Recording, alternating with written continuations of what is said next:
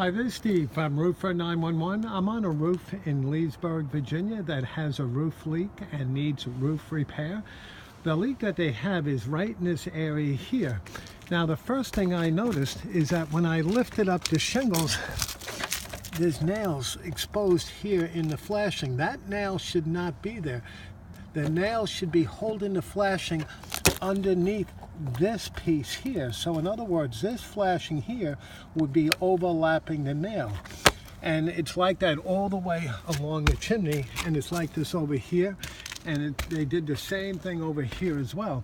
So the only way I can guarantee this roof from leaking again is I'd have to remove all the roofing material along the chimney and also along the wall.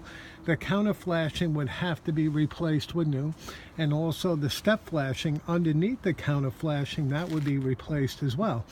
So after all the flashings are installed, then we're going to fully adhere ice and water shield to the plywood, and then we're going to re-shingle this area. Now, after the roof is completed, there's a very good chance this home will still leak.